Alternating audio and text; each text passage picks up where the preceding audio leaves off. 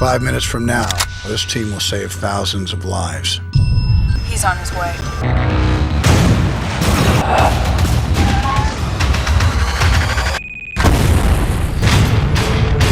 What's happening to me?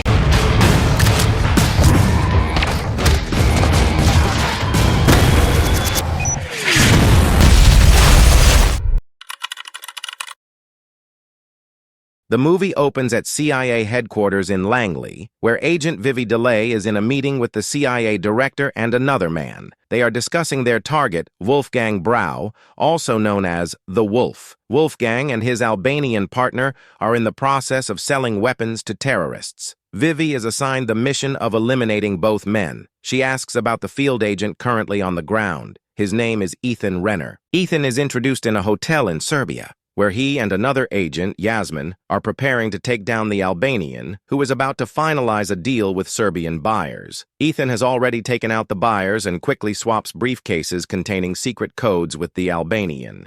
Just as he is about to hand them over to other agents waiting in a van, his phone rings, reminding him that it's his daughter Zoe's birthday. Rushing to find a payphone, he trades his watch for change from a nearby vendor. He calls Zoe but only reaches her voicemail. Meanwhile, Yasmin's cover is blown when the Albanian recognizes her. He drags her into an elevator, waits for it to descend, and then kills her by decapitation. His men open fire on the agents in the van, sparking a gunfight that moves from the hotel lobby to the streets outside.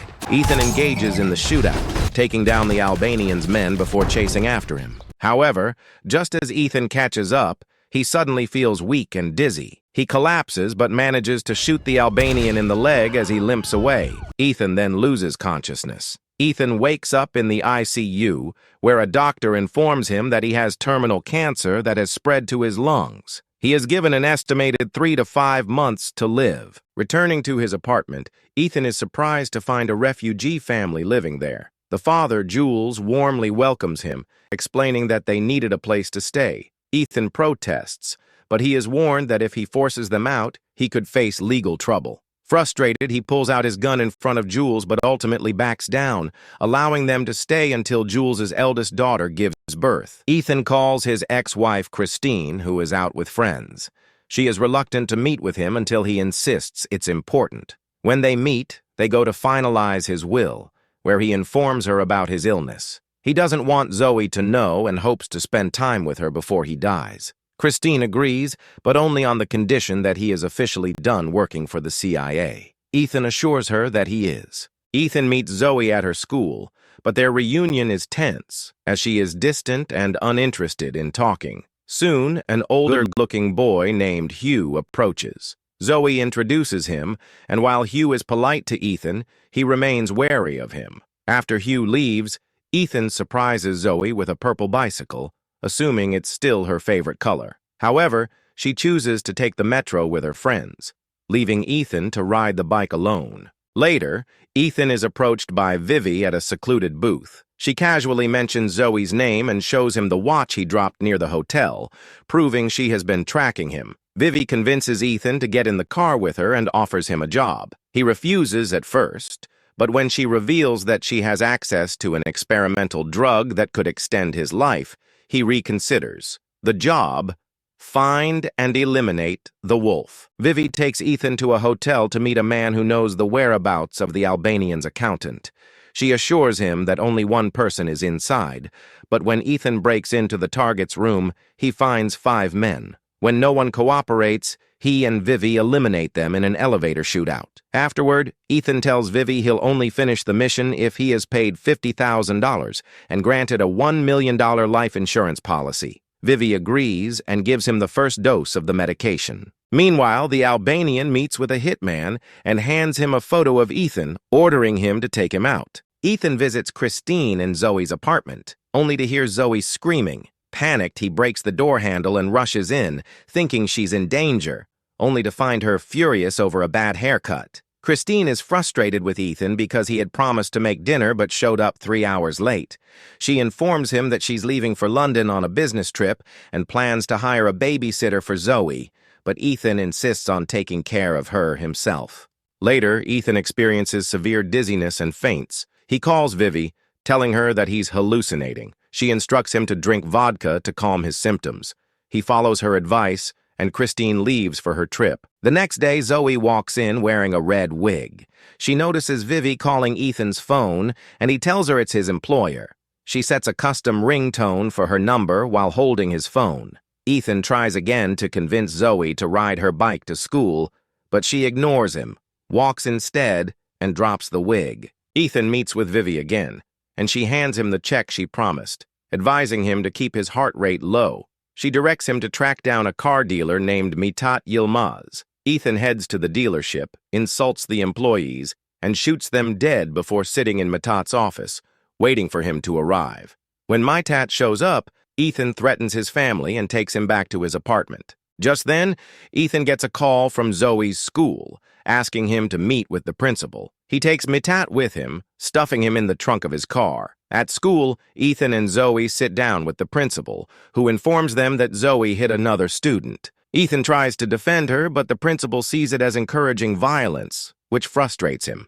On their way out, Zoe tells Ethan she hit the girl because she was mocking her friend from Pakistan. Ethan reassures her that he's not mad and tells her that standing up for herself is an effective way to deal with bullies. As they head back, Mithat starts making noise from the trunk, causing Ethan to punch him and tell him to be quiet. Zoe gets upset by his behavior and constant coughing, and she leaves in frustration. However, she later calls him to apologize and invites him to meet her at her favorite place, a small theme park where her favorite ride is the flying chairs. Ethan originally plans to continue his mission to find the accountant, but decides to go see Zoe instead. They ride the flying chairs together and then grab some hot chocolate. She tells him she needs to study with her lab partner and leaves. Ethan heads to a store but gets ambushed by a man with a shotgun. The man fires, but Ethan, likely wearing a bulletproof vest, emerges unscathed.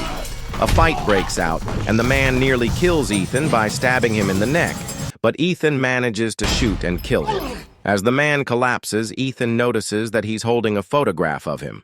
Ethan returns home and finds a note on Zoe's computer from a friend saying she'll meet her at the tattoo parlor. Worried, Ethan rushes over and finds Zoe's bag inside a car. He breaks in and finds a flyer for a place called Spider. He then goes to Mithat's house and asks his twin children what Spider is. They tell him it's a nightclub. Ethan heads to Spider and spots Zoe drinking with her friends.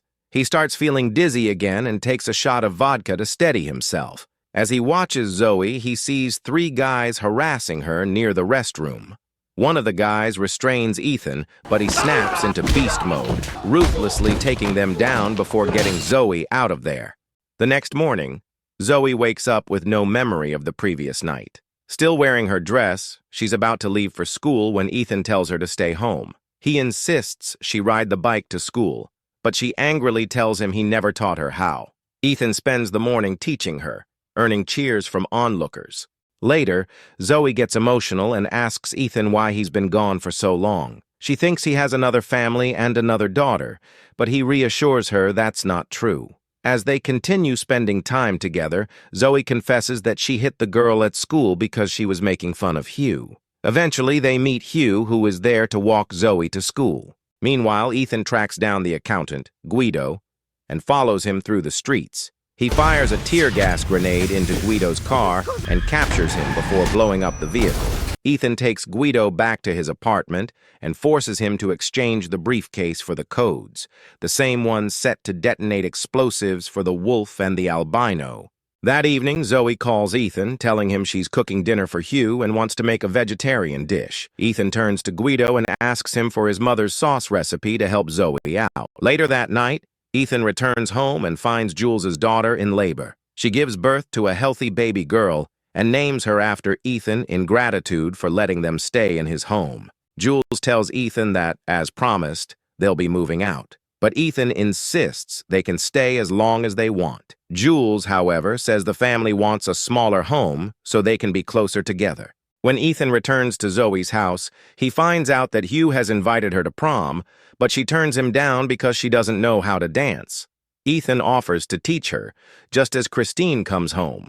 She gets emotional watching them dance together. They have dinner as a family, and later, Christine advises Ethan that he should tell Zoe about his condition sooner rather than later. That night, Ethan and Christine end up sleeping together. The next morning, Vivi calls Ethan to let him know that the albino is staying at the Grand Hotel. Ethan heads over and spots the wolf. The criminals try to escape in a car driven by Mitat, but Ethan chases them down, ramming their car until he forces them off a pedestrian bridge. The wolf and the albino manage to escape, but Ethan saves Mitat so he can reunite with his family. Ethan follows the criminals into the subway, but suddenly gets a nosebleed and starts feeling disoriented. Just as he's about to kill the wolf, the albino drags the barely conscious Ethan onto the train tracks, waiting for the train to arrive. The wolf shouts at him to finish Ethan off, but at the last moment, Ethan regains consciousness and pushes the albino in front of the oncoming train. He then collapses as the wolf flees. When Ethan wakes up, he finds himself in Vivi's apartment. She warns him that the wolf has escaped, but tells him that his experiment with the medication had positive results. Later, Ethan, Zoe, and Christine meet up with Hugh and his family. Hugh's father introduces Ethan to his business partner, the wolf. They immediately recognize each other but manage to shake hands without raising suspicion. Hugh's parents invite everyone into a club, and Christine starts to realize that Ethan is on some kind of mission. She suspects he's been lying to her, but he insists that he hasn't. Suddenly, the wolf's men open fire on Ethan.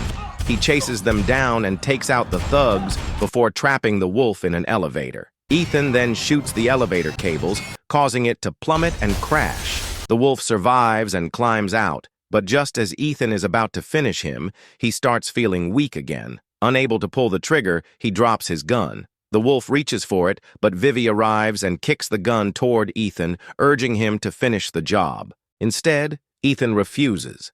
As memories of Christine and Zoe flash through his mind, he drops the gun. Vivi picks it up and shoots the wolf herself. Sometime later, Ethan is still living with Zoe in a house near the ocean. As he prepares for Christmas, he chats with Christine, admitting that things have been tough, but they're still trying to make their relationship work. Christine soon arrives, and Ethan confesses that he hasn't always been there for her and Zoe the way he should have been.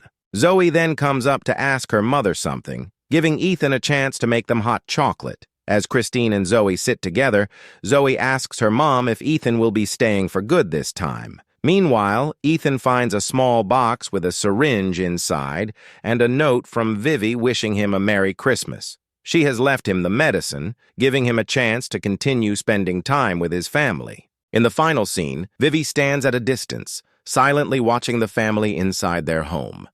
Subscribe for more videos like this. Turn on notifications and leave a like to support the channel. Thank you for watching.